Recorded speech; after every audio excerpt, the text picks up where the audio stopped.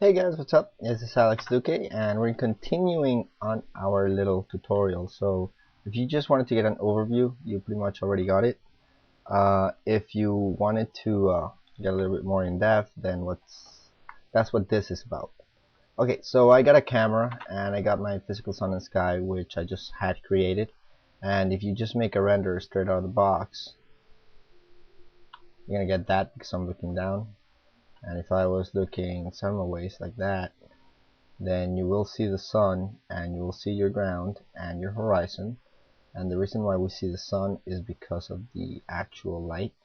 So this is better if it's made in physical units, just because, you know, mental ray likes to be a little bit more realistic, but I'm not saying that you necessarily need to do that. But let's just go ahead and do it. So I'm gonna make this 30 units, and you know, to do these little tests, that will be the ground. So if I make a render right now, it's going to be looking like that. And I'm also going to go ahead and create, I don't know, let's go with paint effects since we're doing exterior lighting. And why don't we make something that's on the shelf? A tree that looks sucky, like that. I wonder if there's something better than that. Other shelves. Nah, let's just keep it there. Okay, so I'm just gonna modify convert paint effects to polygons, and I'm just gonna tell it to not hide my strokes and convert. And I'm gonna go wind. I'm just gonna delete some things whenever you make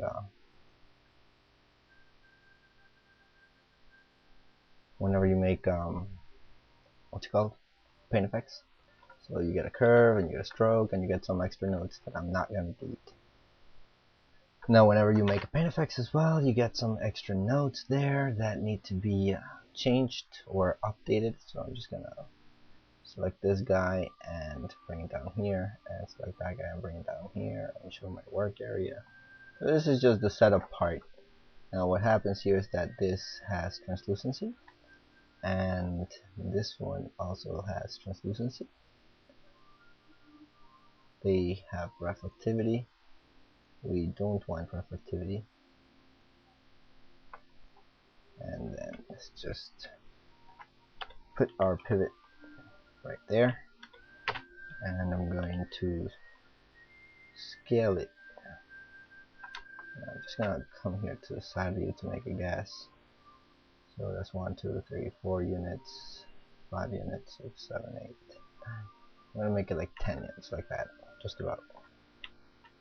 And as well, and that's, I'm gonna keep it there, and I'm gonna make myself a render from the perspective. Okay. Now I'm gonna make this light coming out from a little bit of a 45-degree angle. So let's just go ahead and change the rotate X to 45. And if, did I say 45? Negative 45. There we go. So it's coming from the top. Alright. So it's nothing fancy. It's a very simple scene. And if we make a render, and I'm going to start by showing you what happens if you make a camera after you have the physical sun and sky created. There we go. So see how this render looks? Actually, if you bear with me 1 second, I'm going to delete a whole bunch of prior renders. I was testing out stuff.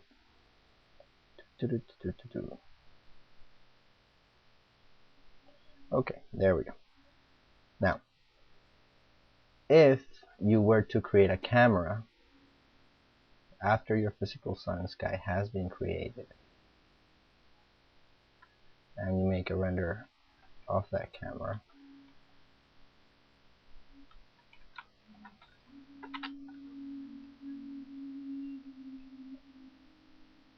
like so, I'm putting it more or less in the same direction as the perspective.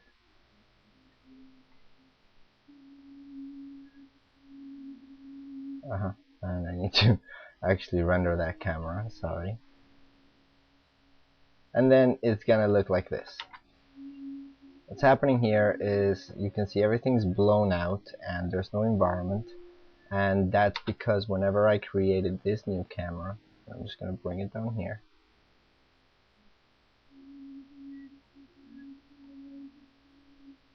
Then what you see is that the physical sky and the exposure are not connected to camera 1, they're connected to perspective. So if you make a new camera after you have created your physical sun and sky, you actually, to make things simple, you just need to go into the render settings, and under the physical sun and sky, which you can also access here, you need to click update camera connections, and see how I just made a new connection here. So now if I make this render again, you will see the environment and it'll look pretty much the same as the original perspective. So far so good? Okay, cool. Alright, so as I said, a whole bunch of things happen. One is a whole bunch of nodes that get created. You also have final gathering activated by default the moment that you check your physical sun and sky. So with physical sun and sky, you want to have final gather because that will help you to compute the bounce of light. And if you don't have it, then it's only going to compute the exposure. Now the exposure, like I said, is making everything that's non-linear to something that's linear, so your computer can actually display it. And let's move this out a little bit and just make this plane bigger. Alright, so here's my cool little camera.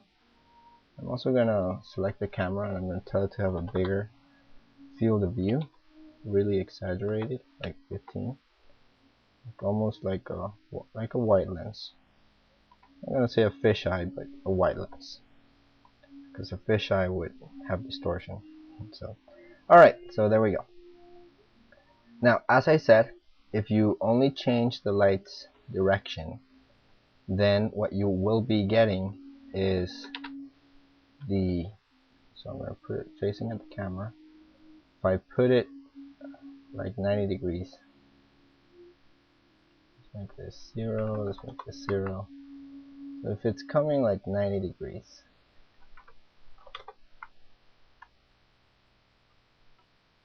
there we go. So I'm going to keep this camera there, and I'm just probably gonna lock it, so I don't go ahead and tumble it. If I render here camera 1, see what happens? As you rotate your light, the lighting will change. The coloring, the direction, all that stuff is going to change.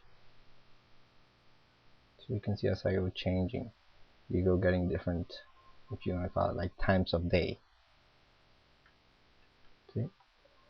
And if the camera is actually, or I'm sorry, if the light is actually looking straight at you, then you will also see the sun.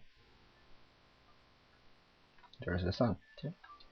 And that's when we can begin to play with these values. If you select the physical sky, like I said, you have the sun disk intensity, the scale, and the glow intensity. What we see here is a little bit of the glow, and the scale of the disk, and the intensity of the disk. If we change the glow to 0, then we'll see our sun, but without any glow. Alright, and if we go give it some glow, then you'll see how that will have more or less glow, like a blur. You have the intensity, so if I make it like really intense, and that would look a little bit more intense. I'm gonna keep it there. I'm gonna take the intensity down. I don't know if you can see, I'm gonna get really close here. More intensity, less intensity. More intensity, less intensity.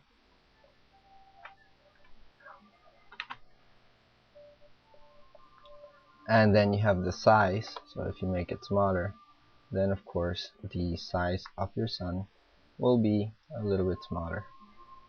Right now I'm going to IPR this scene, because every change that I make, or most changes that I make, will be updated real time or semi real time. So just to show you real time what's going on, so I'm going to increase the scale to 5.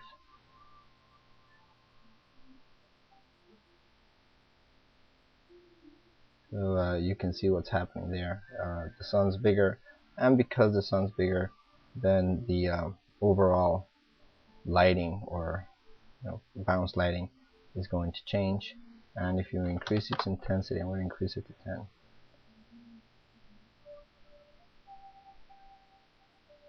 Then it's going to be a lot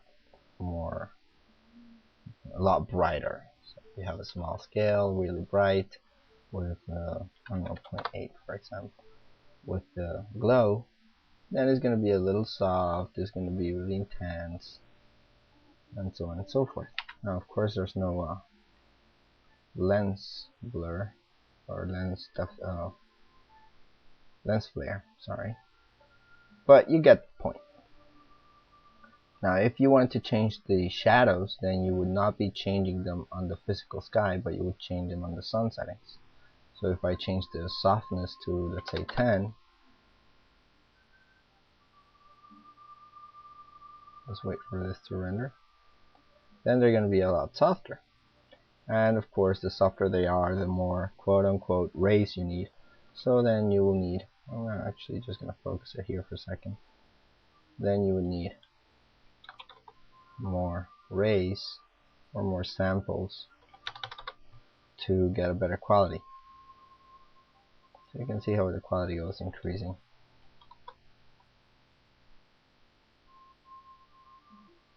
Alright, so those are just some of the main values about the physical sun. And when I also mentioned that if you can take it to be night, if I made it like that, it would be nighttime. Then you will see, let's make it real nighttime,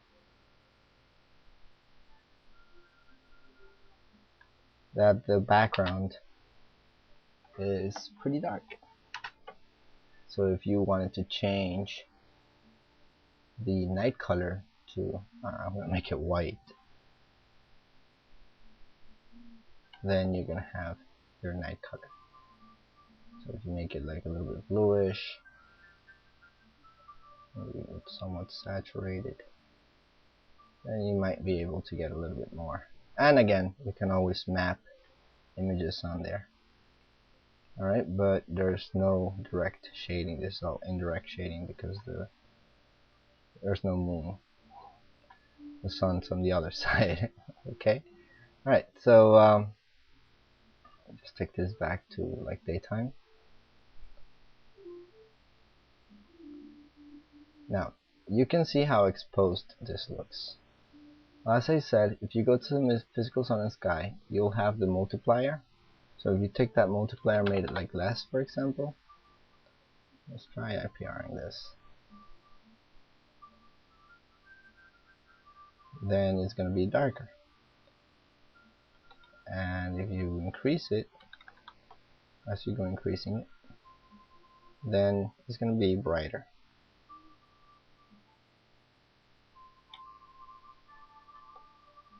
Now as I said, IPR is not 100% accurate, but it does show you more or less the fact that it is brightening or darkening. Because right now, actually, see how it actually looks. So if you made it 0.2, then that would be how it actually looks. Alright, so that's what the multiplier does. You also have, I'm going to keep it at 0.8. That is not so intense and not so soft. There's still some shading on here. If you want to change your ground color, make it black, then there's no final gathering coming from underneath. It's all coming from the top. Then you have haze, and if you increase the haze,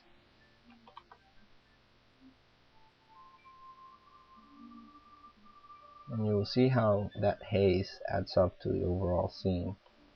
And then you have this red and blue shift. So whenever you're seeing things blue and you give it a red blue shift of 1, then it's gonna actually be red. Like, yeah, red plus yellow, red, yeah, a yellowish tone. And I never tried negative values, but let's see what happens with -1, and it's gonna be more blue. So you get the idea though. Red blue shift will shift between red and blue. Right now it's more blue, and I'll make it 0.5. It's going to be more red, or more yellowish, reddish. Then you have saturation. I'm going to keep that at 0. Then you have the saturation, which guess what it does. So I'm not going to play with that. You have the horizon height, which if you make it -1, then your horizon will go down a little bit, like so. And then you have the blurring of that horizon. So I'm going to take it back to 0 so you actually see it. And if you increase the blurring, it's like increasing the blurring of the sun. If I give it a blurring of 5, then it's going to be a blurred horizon. That's really blurred.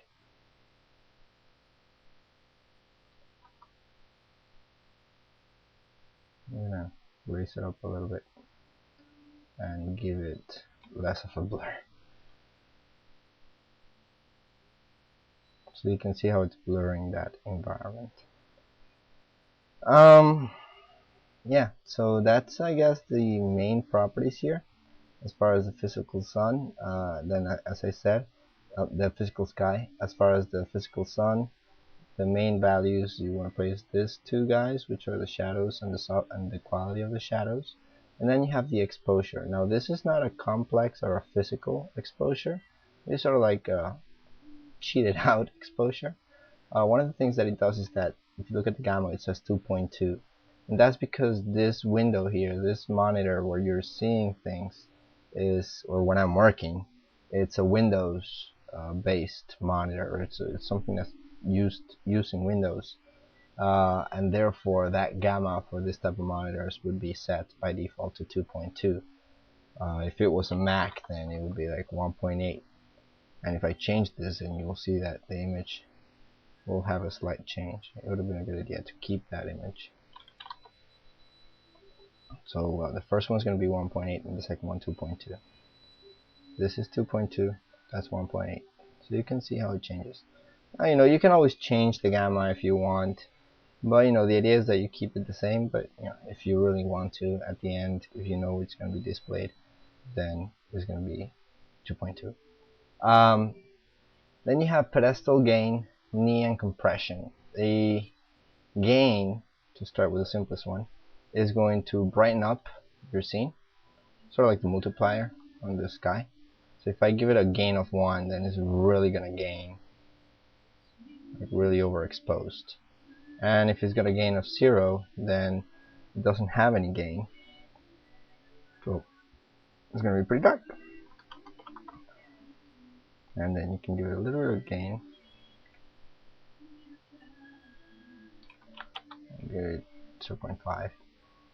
Now the pedestal is, if I'm not mistaken, it's for the contrast.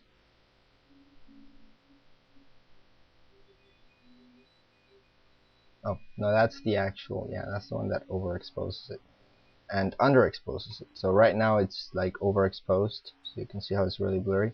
But if I make that -1, negative 0.1, then it's going to have a lot of contrast on it.